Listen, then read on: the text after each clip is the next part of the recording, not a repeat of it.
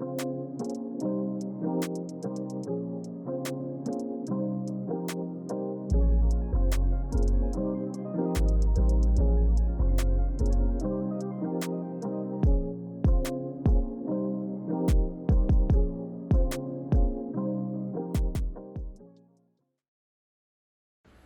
interestingly enough, it wasn't. I really didn't meet Jody and Tom. I met Tom. My two younger boys were playing lacrosse at Shadyside Academy, and so we actually called him TJ. So TJ and the Ferrara family actually got very close through lacrosse. As a matter of fact, Jackie and I were at Tom's ordination. Then we lost track of him, and one day I was at the office, and I walked out in the lobby, and Tom was in the lobby visiting Pete Leone. Morning. And I asked him what's going on. He told me about the school he'd started. Well, at that point, I'd already spent about 10 years as chairman of Girls Hope. And I had decided after my retirement that I would focus on what was going on with education with inner city kids. So Tom told me about Neighborhood Academy and invited me over. So sure enough, I went over to the Commons on Penn Avenue, and I went there one day on the tour, and I made an almost instantaneous decision that this was a cause that I would give very serious consideration to, based on one very simple, symbolic thing, and that was this. I walked down the hall, and every kid that passed me looked at me straight in the eye and said hello. And I said, I don't know what's going on here, but if that's an indication of what's going on, I'm going to find out. And I've been at Neighborhood Academy ever since. That was 16, 17 years ago. Well, you know, of course I got to know Tom and Jody, and the school was still in its pretty formative ages. You know, again, we were back in Champions Commons. And one of the struggles the school was having at the time was recruiting.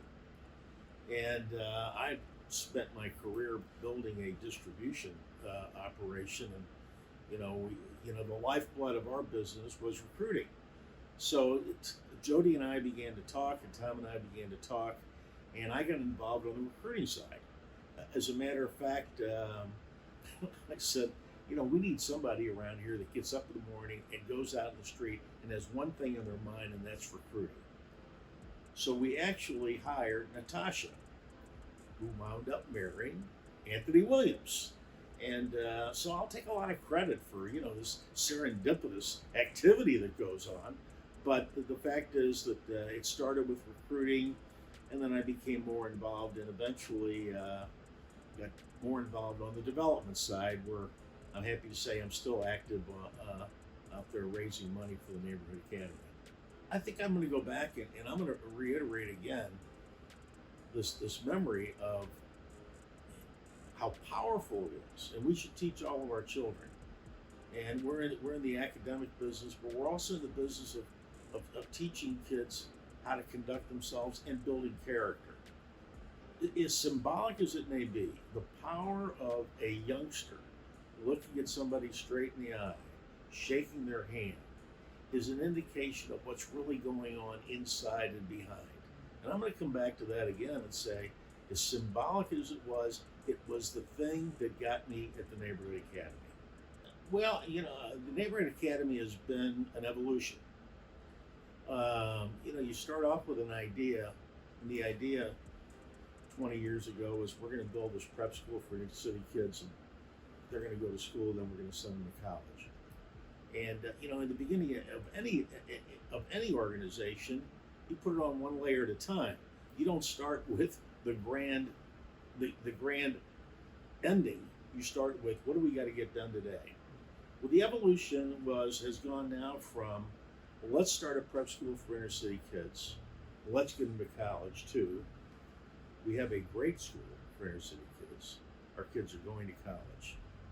And now the evolution has gone to, we're in the business of helping inner city kids accomplish things academically, teaching them that after academics, They're to find a fruitful, productive career, become productive members of society. We're in the business of teaching them that the root of everything is family. Family is the root of everything, and that is something that they have to seek out and cherish and build. After they've done those things, it's then time for them to come back, make a contribution to society,